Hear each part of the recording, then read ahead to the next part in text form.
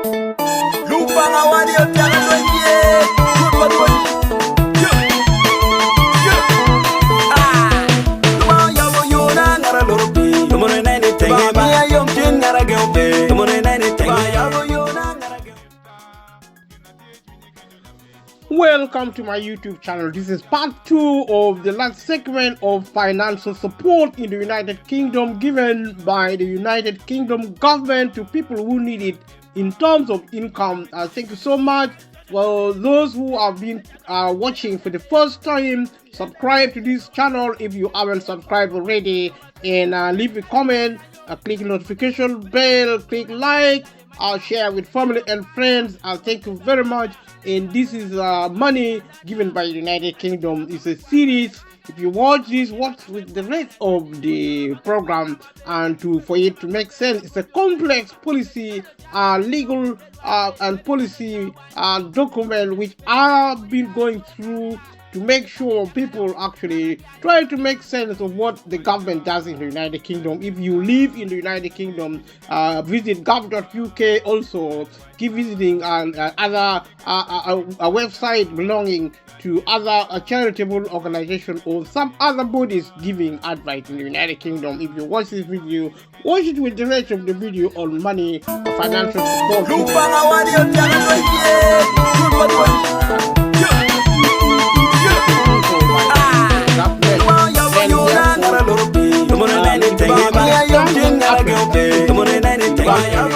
Example, money. This policy also is similar to the rest of the policy, especially in the public sector. This being the social sector, also part of the public sector, like I have said consistently alongside the rest. And thank you so much for your support. Stay tuned, continue watching. So let us look at what might count as having good reason for doing one thing or another.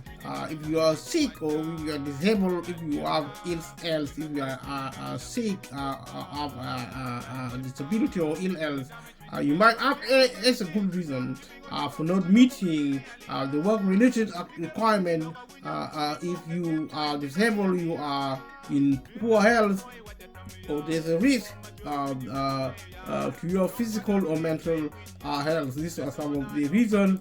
If you are disabled, if you can show that there is a particular reason why your disability makes it difficult for you to meet the work-related activity or requirements, you might not have to meet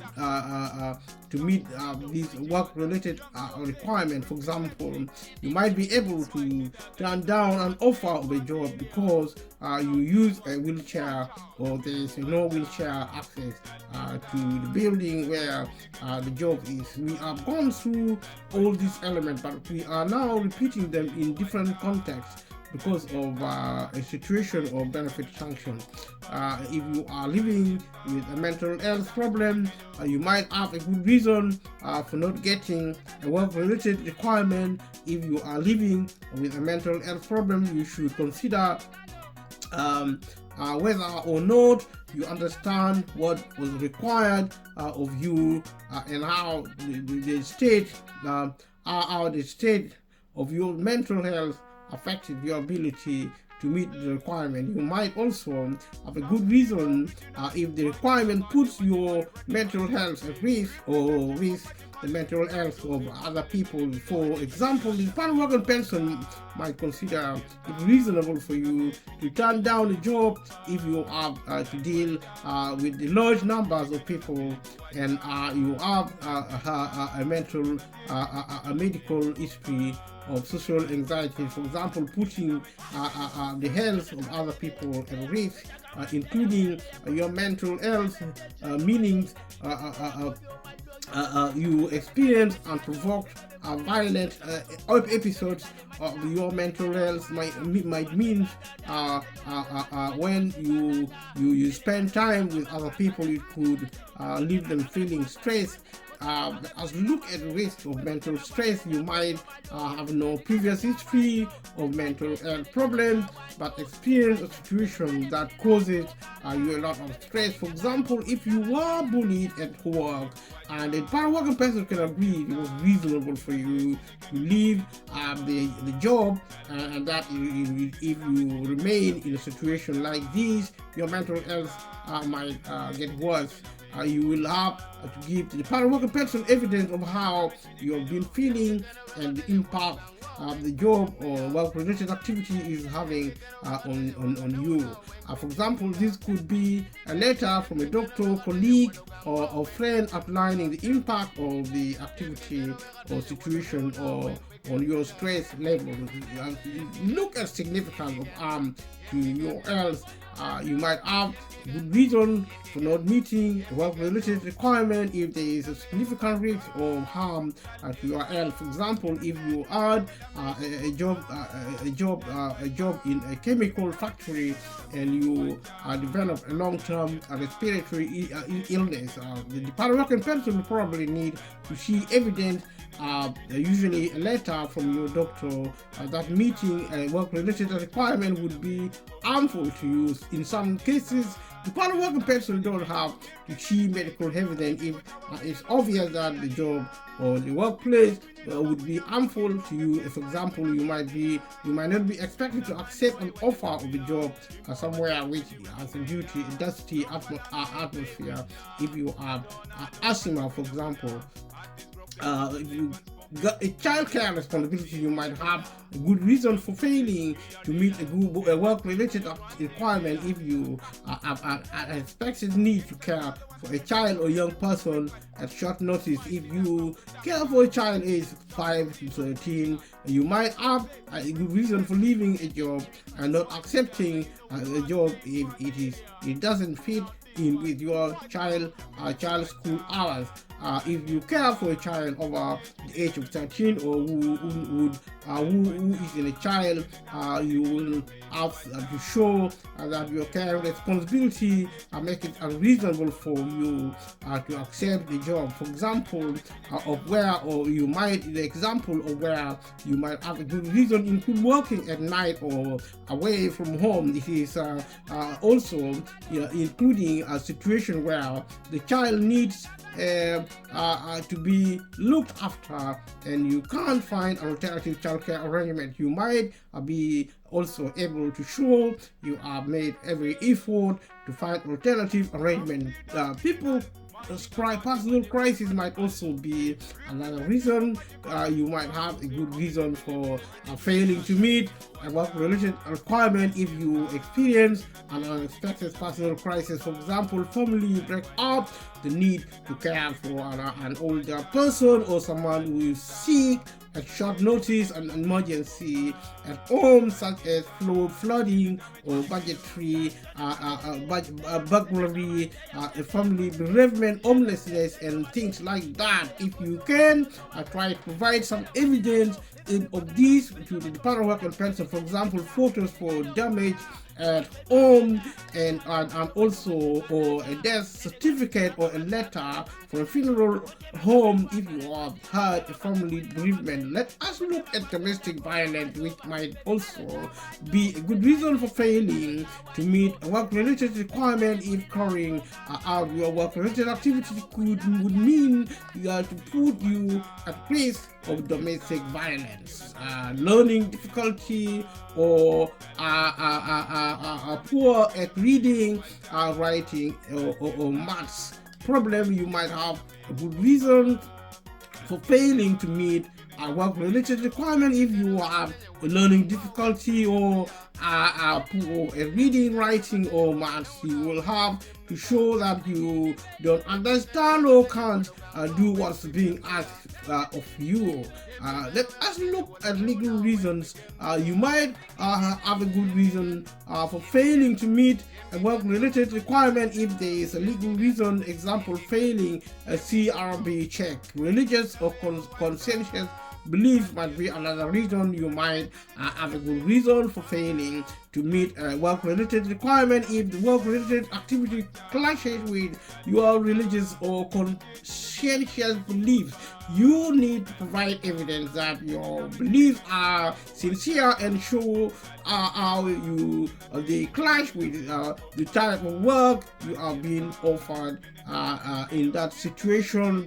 Providing evidence also of your reason. In most cases, you will have to provide evidence of why you couldn't meet work-related requirement. If possible, you should provide evidence as soon as possible in writing and keep a copy of it. If you are not sure what type of evidence you should provide, ask the Universal Credit Helpline. As always, the Universal Helpline is on gov.uk and all the other related website.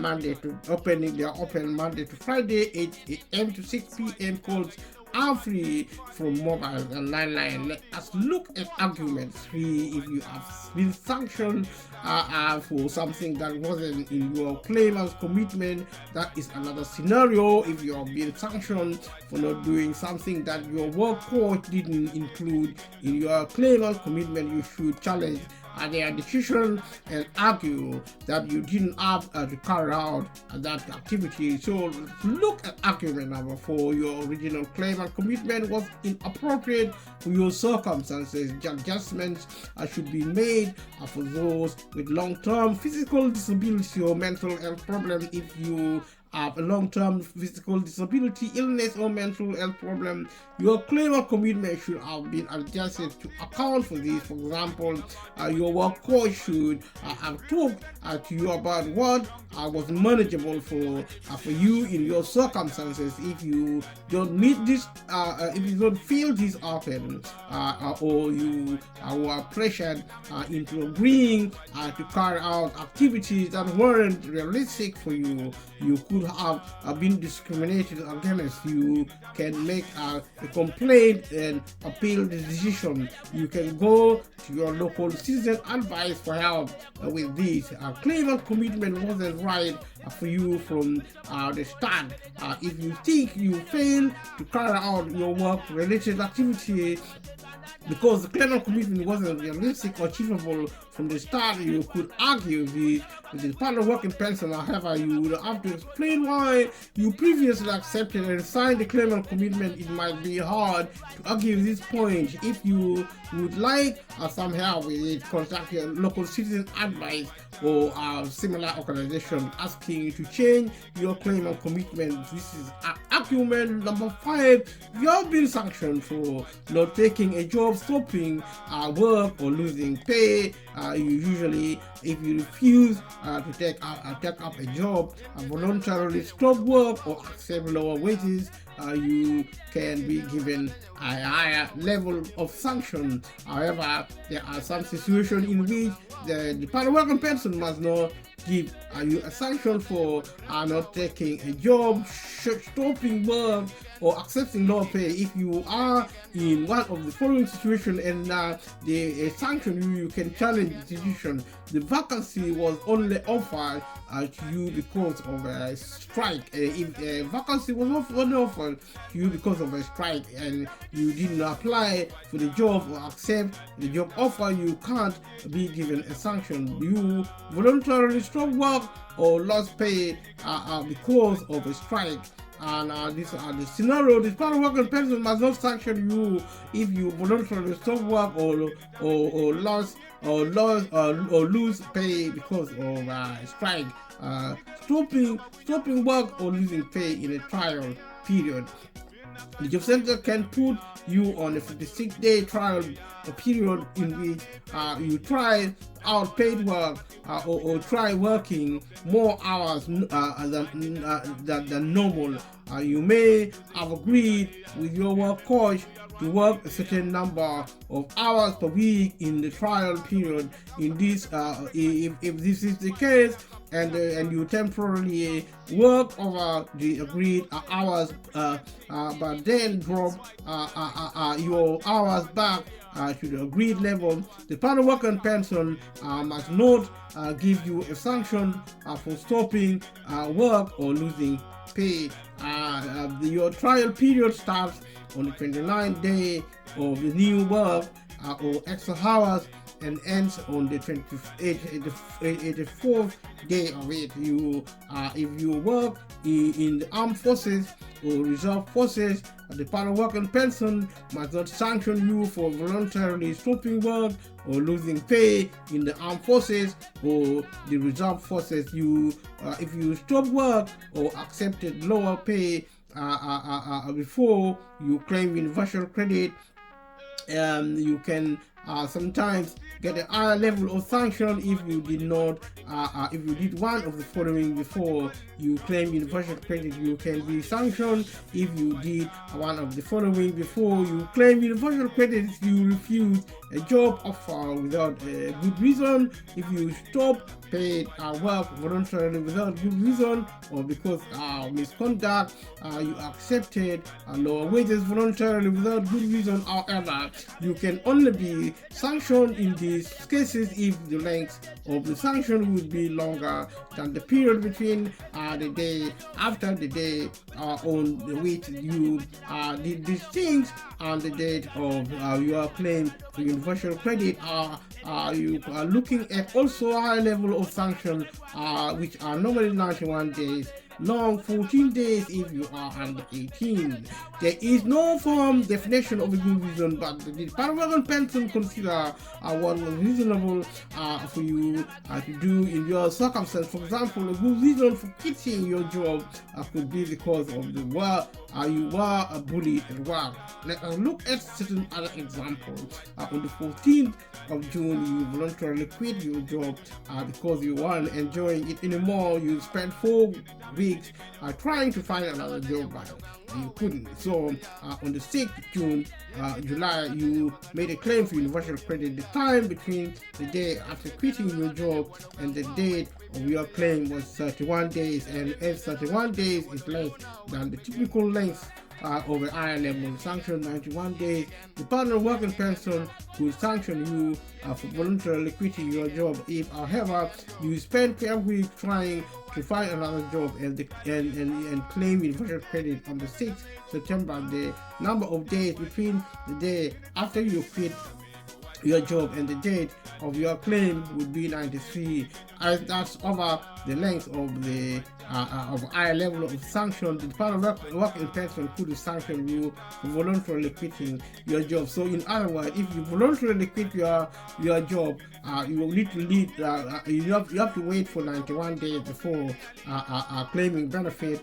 So if you came off universal credit and started getting it again within 6 months, if you started getting universal credit again within 6 months of your last payment, the Department of Work and Pension cannot give you a sanction of misconduct that took place before you started getting universal credit again. If you have been made redundant, laid off, or told to reduce hours of work, the Department of Work and Pension must not give you a higher level sanction for voluntarily stopping work if you are in any of the following situations. You voluntarily took redundancy, you are being told by your employer to take some unpaid time off because they don't have enough work for you at the moment. This is called being laid off. You're being told by your employer that you have to take reduced hours for a short time because they haven't got enough work. This is called short-term working.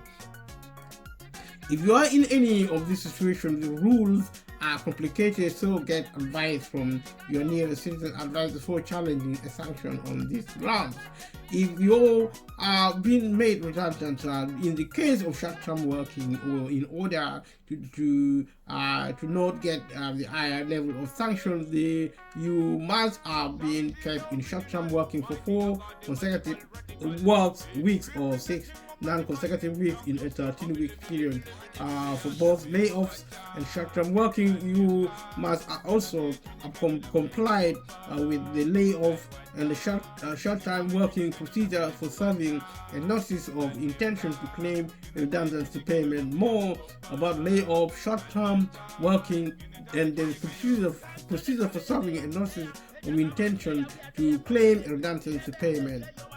If you are earning, say, above a certain level then the Department of Work and Pensions must not sanction you if you meet all the following conditions. If you have stopped work or lost pay, even if this was due to misconduct or voluntarily without good reason, the Department of Work and Pensions decide your earnings or your joint earnings. If you are a couple and are still so high that you won't have to meet the work search requirement or the work availability requirement. Argument number 6, if you are in the own work related requirement group and at particular circumstances, that meant you shouldn't have been sanctioned. If you are in the old work related requirement group, you shouldn't be sanctioned for not doing something in your work search requirement and work availability requirement. If you had to go to court as a witness or defendant or were sent to prison, were temporarily away from Great Britain, or suffered a bereavement, or have arranged a funeral, or are getting alcohol or drug treatment, or are being protected by the police or another organization, or are doing a government approved public duty. For example, you are a volunteer firefighter or you are unfit for work for a short period as a result of illness or injury. If you need to prepare for work, have childcare responsibility, or dealing with an emergency at home, or are working for your earnings are higher, and you're working and your earnings are higher enough, and are a victim of domestic violence of a child who has been affected by a death or violence. If this applies to you, you would have been sanctioned for not doing something in your work search or work availability requirement. You could ask for the sanction decision to be changed.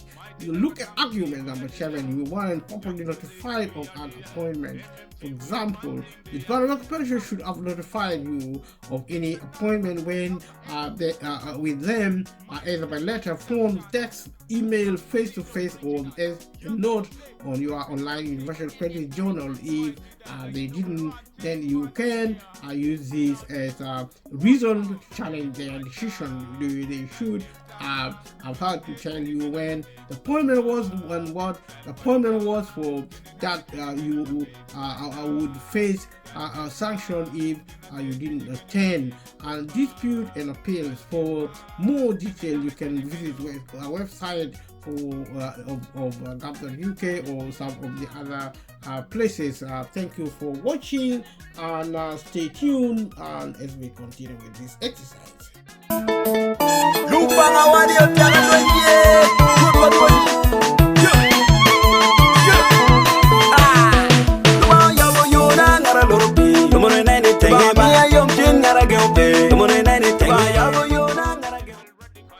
Now, if you have been if you have asked the Department of Work and Pensions to look at their decision again, and they have looked at it and notified you one way or the other, then you are not happy with their decision, normally perhaps because they didn't agree to your decision. We are talking about benefit sanction.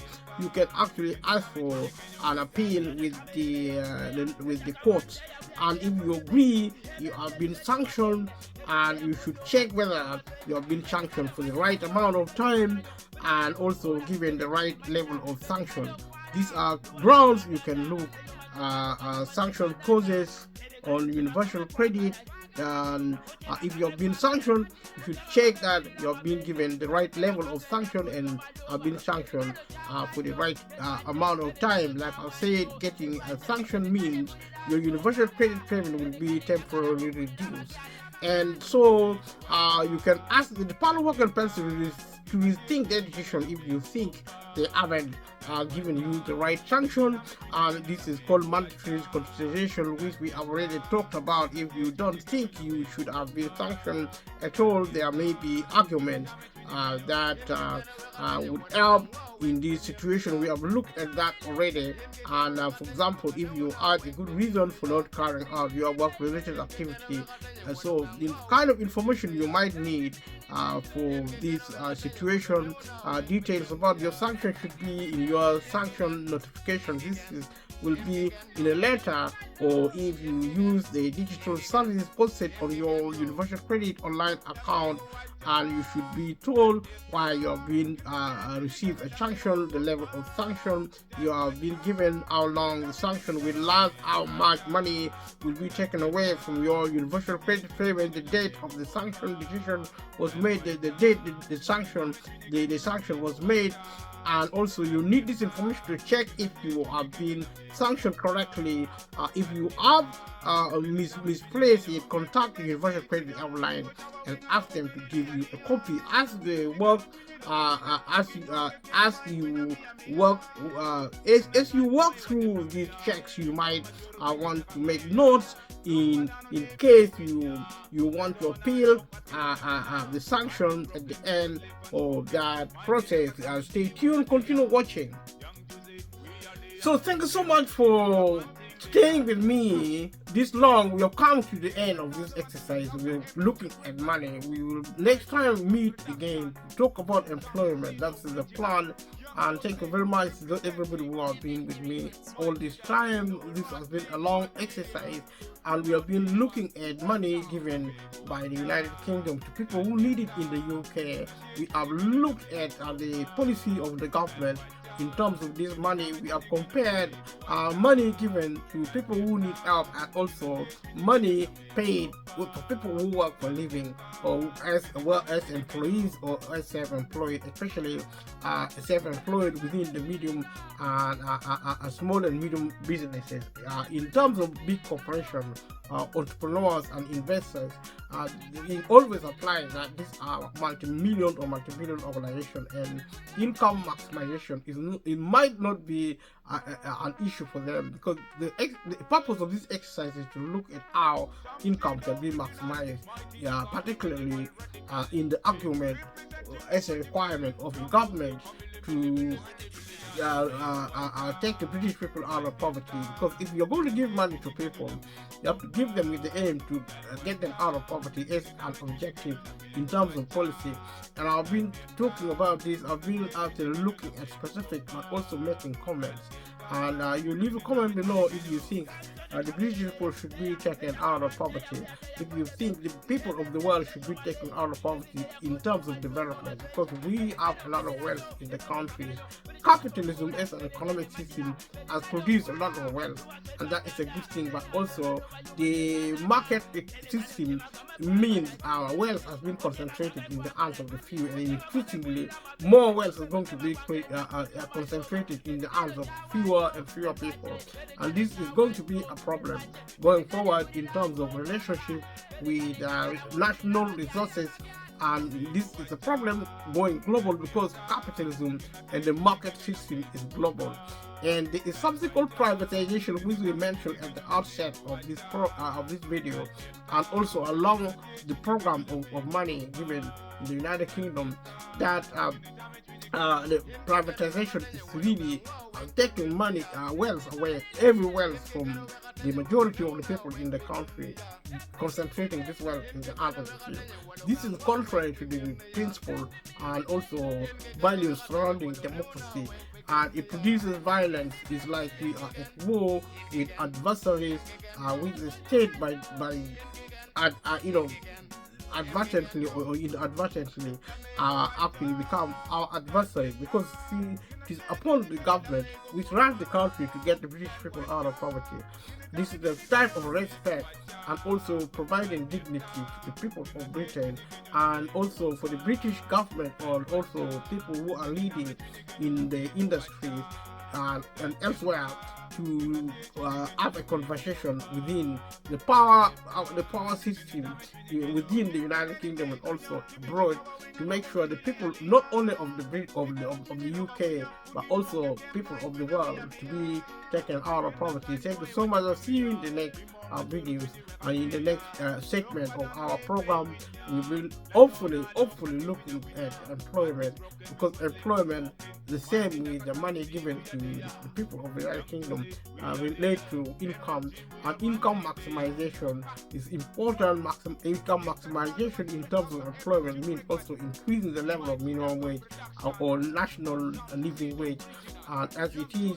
And I argue this in policy, in terms of government providing such a policy with the objective of removing, getting British people out of poverty is shameful. That in a country like Britain, people still live in poverty, and people should realize they're in poverty, especially if poverty is being covered half advertently or inadvertently by the credit system. You get credit to buy your home or to buy your food. You may not realize you're poor, but you are poor immediately. Your lender, your creditor, comes upon you with bailiffs, somebody called bailiff, threatening to take away your home, to sell off your property. Then you realize you are in serious problem. The government is not there. But another problem with the credit system, it is closing down also now for the many. It will be unavailable for the few, because it was intended by the government and also by the industry to promote the economy. Now the technology is now taking over. People who borrow money now borrow to invest in machines, and we have discussed this. Human workers are going to be made redundant. They are not going to be employed. Human workers will be irrelevant, because if machines, in the next 50 years, 100 years, there might be just a very few people serving. People may not realizing it now, but part of the reason why we are in a crisis is because of the changes in technological development. It is increasingly squeezing people out, and employers are more and more reliant on computers other than on administrators or accountants or all these technocrats. And the level of pay, government is giving more control in the hands of employer. The idea of pay bargain, for example, is falling apart, because employers now have absolute power to decide how much to pay. Apart from even the level of minimum wage is laughable. And if the government is serious about getting the British people out of poverty, it has to change policy on the minimum wage, raise the level of minimum wage up, and also strengthen employment law in favor of people who work for a living. And it is a welfare policy which should be treated outside more than an economic policy in the mainstream. I have said this, and I will be saying it again. Thank you so much for your support and for your help. Continue watching, continue supporting, subscribe, watch, share with family and friends, and see you in the next video. Thank you. Bye bye.